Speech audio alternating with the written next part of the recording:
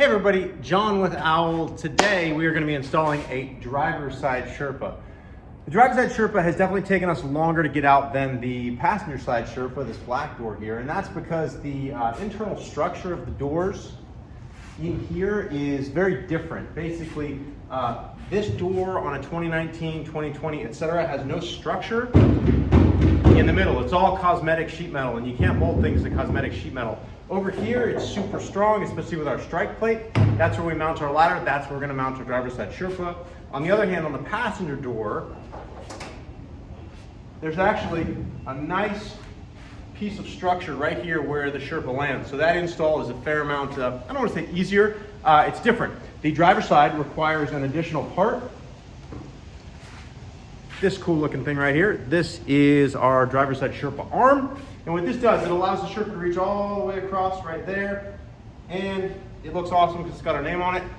And that mounts right to the door right there. And it's incredibly strong when it's all finished. I'm gonna show you how that goes right now.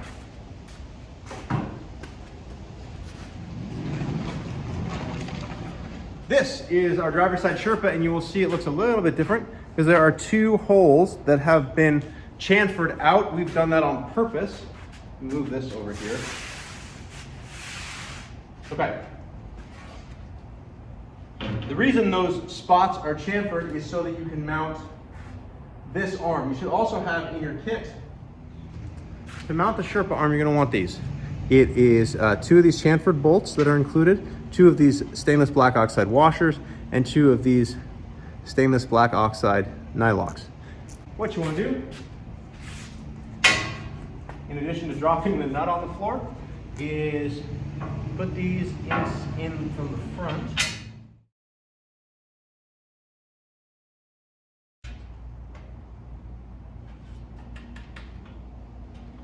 All right, so we've got the arm on there. I guess you can't really see it. It's off camera a little bit. Now you can see it. Got the arm on there. It's a little bit loose, which is fine because we're gonna make some fine-tuning adjustments when we're all said and done. Now you also want to put the hinges that come with the Sherpa. This one and this one. You see this one has this little top on it. And then this one, this kind of tongue that sticks out goes against the van, which means that this area with the little triangles, the reason we laser cut those triangles in there is because that is what goes against the Sherpa. So to mount these to the Sherpa, you're going to want to get 4 1-inch black oxide stainless bolts. You will also have 1 1/4 inch. 1 1/4 are for something else, so don't use those, use the 1-inchers. You're just going to take this top hinge, again, the part with the triangle cutout goes against the Sherpa. These two holes that are a little bit closer together, right above this flap, that's where it goes. And then again, you're going to want to put a washer and a nylock on the back of that.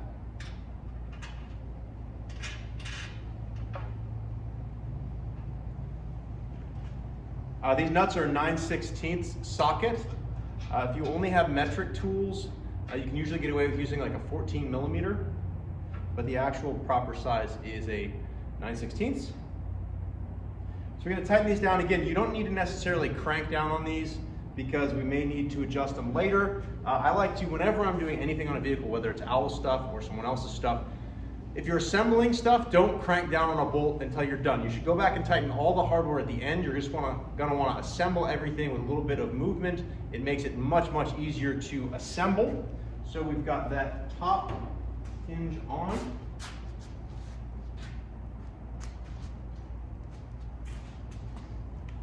We're gonna come down here and do the bottom. Once you get both hinges installed on the Sherpa, top and bottom, and the arm, you can pretty much set the Sherpa aside for a moment. Now we're going to concentrate on the actual door of the vehicle. One of the first things you're going to want to grab is this. It's unpowder coated, just raw steel. This is going to be your template to drill the single hole that we need. So you've got this part of your van right here. And you'll notice that this kind of fits that exact spot. Let me bring you guys in closer. This kind of fits that exact spot. What you're going to want to do is line this up with this very edge with your finger, line it up with the top. And if this is, a few millimeters to the right, left, up, down, etc., it's not going to make or break anything. We have a little bit of adjustability in the racks to make sure that even if the hole is slightly in a different spot, everything's going to work out. So you put the template on the van and you take a Sharpie or a pen that you can see, and you're just going to draw kind of an external circle. And then this is really can be thrown away. Okay, next thing you are going to need is a drill. A drill bit. This one's particularly long, but you should be able to get by with a regular length drill bit. This is a big enough drill bit for a 3/8 inch bolt, which is in the kit. And then this is a step bit. We actually give you one of these because not everyone's going to have a step bit. If you don't have drill bits, then you probably need to go find someone who can install this for you. Not everyone has a step bit. This is going to, what we're going to do, drill all the way through the door with the longer drill bit, and then we're going to widen this hole so that we can put the door plate that is actually the door plate for the final product into the van. Again, with this, no real rocket science other than you want to try to keep the drill straight. You just kind of put the drill right in the middle of that hole.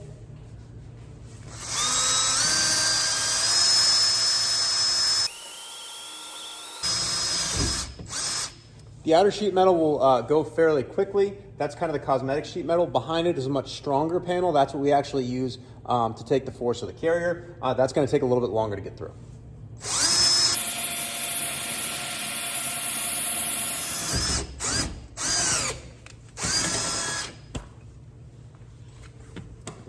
So we've gone through the outer sheet metal and the support behind it. Now on most vans that have an opening here in their door, most vans that have this open, you're done. That's all the drilling you do as far as that first drill bit. Now we just widen this hole. Now with these cargo vans, we're gonna have to drill through again once more. So continuing the drill bit all the way through so we have access and we have a nice cosmetic rubber plug to seal this up with at the end.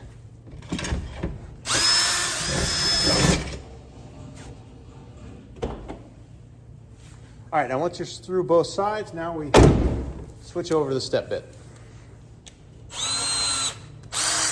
Now with the step bit, what you want to do is make sure you just get all of the blue circle gone because that's going to be the size of our door plate. So this is your door plate. This is going to end up on your door permanently. This is what the ladder is going to attach to. It's got some VHB adhesive on the back to kind of keep weather out as well as stick the plate up while you're mounting the ladder. It's also got this slug here. This is what's going to contact that inner layer of structural support, and it's going to help everything stay together. And then this bigger plate is going to land on that cosmetic sheet metal. So what we're doing now is we're just widening this outer hole only so that slug can fit through. And what you can do is you can actually try periodically to make sure this fits. Still doesn't fit, so we got to drill a little bit more. You good? Okay. So that hole is now big enough for this door plate to mount. There you go. It's really that simple. So what you want to do now is you've got some exposed metal. You want to add some paint, any automotive paint, even nail polish. Really, you just want to put something on this metal to stop corrosion. You can also take, I've showed in other videos, a little bit of spray paint, spray it into like a paper bowl and take a rubber glove and then just wipe some spray paint around. That's also a good solution because spray paint dries so quickly. That's what I'm going to do here. Okay, spray paint. What you can actually do with the spray paint is you can spray inside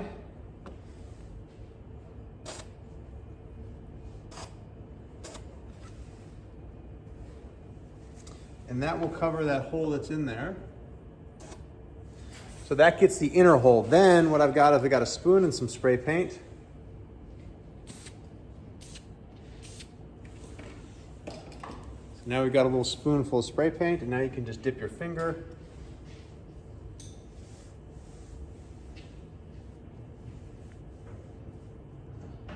Give it a nice liberal coating. And then this spray paint dries in a couple minutes, so we'll be good to go. For this type of van, you're also going to want to do the same on the inside of the door. We're going to widen this hole and then do the same thing with the paint. With drilling the inside of the door, this sheet metal is fairly thin, so you want to be gentle. Don't put a ton of force, let the drill bit do the work, and that's just going to keep everything nice and flat. And most of you won't have to do this step. Again, it's only vans that have this particular style of door. Okay, so that's to get our socket in. This is a 9/16 socket, so we have room now to get that in. So we're good. And then when we're all done with this, you will find a small bag with a rubber plug. So once you again coat this with paint, then this little rubber plug is going to go in there, and that'll look nice and finished. You can close this door. We're going to put that plate permanently on here, or at least semi-permanently, with the 3M adhesive. And we're going to want to make sure this is clean. So get some water. You want to make sure your paint is dry, and get some either like an alcohol wipe or some soapy water or something, and just clean this so we get a good adhesion. Okay, nice and clean and dry now. I'm going to install our plate. I like to use like a little, like a box cutter or some sort of razor blade just to pick up on the edge of that VHB adhesive backing. It just makes getting that red backing off easier. Okay, so we got the whole plate exposed, all the VHB exposed, and now before you press it down, you just want to get that slug started. And then you want to make sure that this, kind of eyeball it and make sure that everything is square. This lines up with that, that lines up with that before you press everything down. Once you're happy with it, give it a good press.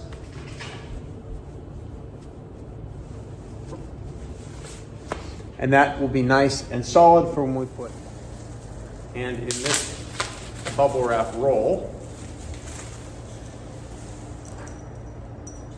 we're going to find your hardware, these black bolts, and this, your plate. This goes in the bottom hinge, and this one that looked kind of like owl eyes is going to go on the top hinge. What you want to do with these is just drop this hardware in. I really like this hardware. It's stainless steel, but it's got a black oxide coating. Now this bottom one looks like it's symmetrical, but it's not. It's actually, one of these holes is a little bit closer to the top than the other. You'll notice on the van, one of the holes is a little bit closer to the top as well. So when you open this door, you want to make sure that you orient this the proper way. So the holes are going to go towards the tail light. So this way wrong, holes closest to the tail light. And the shortest side of this goes towards the sky. You put these bolts in, and then just set this in place down here. And same thing with this. This is, the top one's fairly obvious how it goes in. There's like a little way that this is contoured. It should sit down there pretty tight.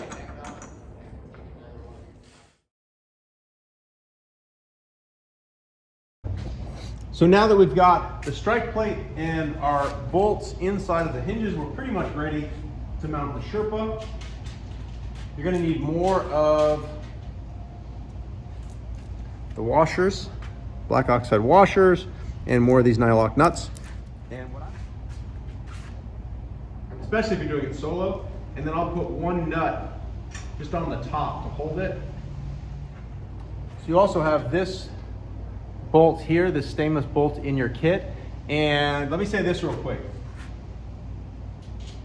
We now are including all of these black oxide nuts, but if you happen to have, we've kind of changed. If you have just a regular stainless nut for this bolt, you want to make sure you have anti-seize. Anytime you have stainless with stainless and a nylock, you have the opportunity to gall, which is basically the heat from the nylock will seize the nut to the bolt and you'll have to cut it off. So if you have a stainless nut with a stainless bolt, you should have had anti-seize included in your kit. But the majority of the kits now, we've moved to a black nylock, which shouldn't necessarily need anti-seize and should solve any galling issues. Anyway, you take this bolt, which you should have in your kit, and temporarily, I'm just going to feed this in just to kind of hold everything. You're going to end up putting a bushing in that, so that's by no means final.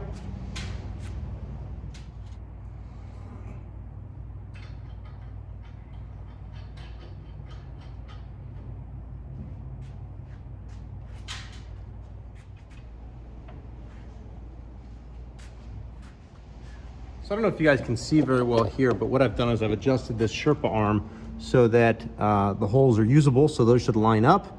And then this should line up approximately with this once you lift it and everything is square. So now that you've kind of got everything installed loosely, you want to make sure that everything is level and square, and you can lift up on these things and start to tighten things down. On this third mounting point here, you're going to want to now take blue bushing. So you should have a blue bushing.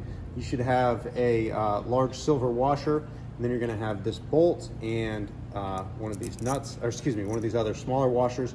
You take the smaller washer, which goes on the bolt, and then the washer and the bushing go behind the Sherpa arm, and then everything goes through the strike plate, and then you want to come on the inside of the door. Now, if you have a Revel or most of the Sprinter vans, you're going to have this opening here, which is actually an opening for the windshield wiper motor. So you're going to have nice access to that bolt. If you have a cargo van, this is going to be sealed, and I'll go over how to do that in another part of the video. You're just going to drill an extra hole. So now that you've got that bolt showing, you're going to take this washer, put a washer on, and then you're going to put on another one of the nylock nuts, get an open-ended wrench, hold that while you tighten the front with an Allen, and I will show you. So you're going to tighten this down until you start to see right about like that. So you can see how the bushing gets squished a little bit. Not very much, but just a little bit, and then you're good to go.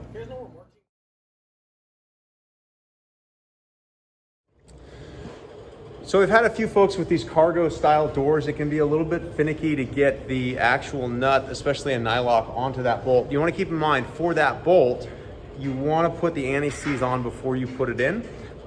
Because the hole, the hole you drilled is really tight, meaning that 3/8 inch bolt just barely fits in there, a washer is nice, but it's not mandatory. So if you have trouble getting a washer on there, it's not the end of the world. In this case, another easy trick, instead of using a socket, I'm using the back of the drill bit that I drilled the hole with. Put a little adhesive there, and then you just stick the nut right there to the adhesive, and then this all feeds in there, and you can get it right on that bolt.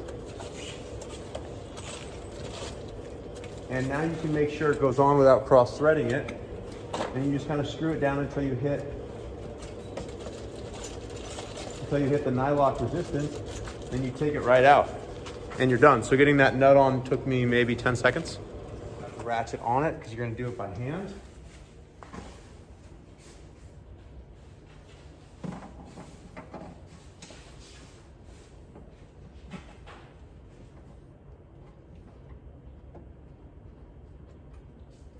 You want to make sure that nut goes on there smoothly without cross-threading. Bushing is ever so slightly compressed, but not smashed. Once you have this tight, once you get that all in, you can put in your plug that was in that tiny little bag there, and that's what the finished item looks like. Where you need to make adjustments, you can. That's why we have a lot of holes that are pill-shaped in some of this, so that you can lift it up and down and make sure that everything is square and moved over properly, and then you just want to tighten everything down. All of the things, all of the hinge bolts, and again, you want to go back and tighten these. You're going to want to tighten this, make sure these are tight, and then once everything is nice and tight, you pretty much are finished. You can see, just stepping back now, that this needs a little bit of adjustment, which I haven't done yet, just to kind of kick that bottom out. And that plate on that door is mounted higher than it is in reality, so you should be able to see your plate no problem from further back as it is when you're driving. So that right there is how you install the driver's side Sherpa plate. We have lots more videos, lots more products, lots more installs, tour of our van, etc. on our YouTube channel. Feel free to check that out.